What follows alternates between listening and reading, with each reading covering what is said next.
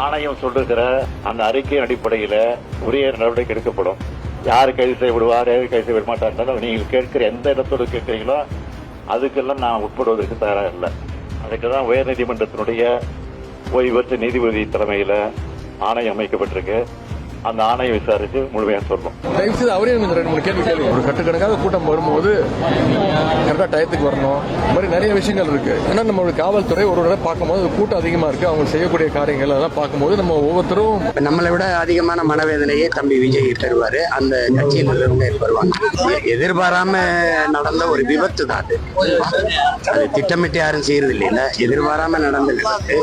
இந்த சம்பவம் நடந்து உடனடியாக முதலமைச்சர் அவர்கள் மாவட்ட ஆட்சித்தலைவர் அவர்களுக்கும் மாவட்ட காவல்துறை உயர் அதிகாரிகளுக்கும் எனக்கும் தொடர்பு கொண்டு உத்தரவிட்டு உடனடியாக மருத்துவமனைக்கு நேரில் சென்று கூடுதல் மருத்துவர்களை வரவழைத்து உடனடியாக அவர்களுக்கு தகுந்த சிகிச்சை அளிக்க வேண்டும் என்று முதலமைச்சர்கள் உத்தரவுகளை வழங்கினார்கள். மாண்புமிகு பள்ளிக்கல்வித்துறை அமைச்சர்கள், மாண்புமிகு சுகாதாரத்துறை அமைச்சர்களையும் உடனடியாக நேரில் செல்வதற்கு உத்தரவிட்டு அவர்கள் வந்து கொண்டிருக்கிறார்கள். ஆனால் இந்த கூட்டத்தில் அறுதி பெரும்பான்மையாக இளைஞர்கள் இருக்கிறார்கள். பாதுகாப்பு பற்றிய எந்த விழிப்புணர்வும் இல்லாதவர்களாக இருக்கிறார்கள். ஆர்வ மிகுதியால் அவர்கள் நெருக்கி அடித்துக் கொண்டு விஜய் இருக்கிற இடத்தை நோக்கி நகர்கிறார்கள். ஆகவே இதுபோன்ற நிகழ்வுகளை ஒருங்கிணைக்கக்கூடிய தலைவர்கள் அவர்களின் பாதுகாப்பையும் கவனத்தில் கொண்டு அதற்கு ஏற்ப நேரம், இடம், உரையின் கால அளவு ஆகியவற்றை தீர்மானிக்க வேண்டும். பட் இது தவறான ஒரு முன்னுதாரணம். இனிமேல் இது மாதிரி நடக்கக்கூடாதுன்றதை மட்டும் சொல்றேன். பட் இது ரொம்ப ரொம்ப எல்லாருக்கும் மனசு கஷ்டமா இருக்கு.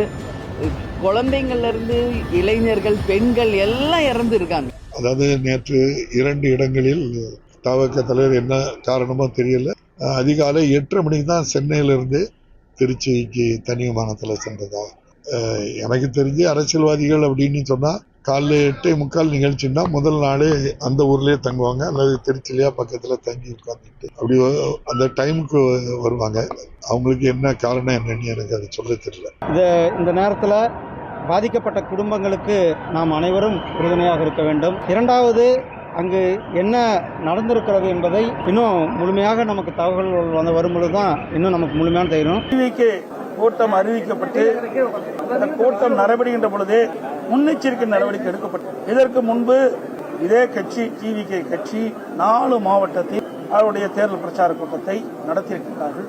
அந்த 4 கூட்டத்திலும் எப்படி மக்கள் கலந்து கொள்கிறார்கள், எப்படிப்பட்ட நிலைமை என்பதையெல்லாம் ஆய்வு செய்து அதற்கு ஏற்றவாறு முழுமையான பாதுகாப்பு கொடுத்திருக்க வேண்டும் அரசாங்கம்.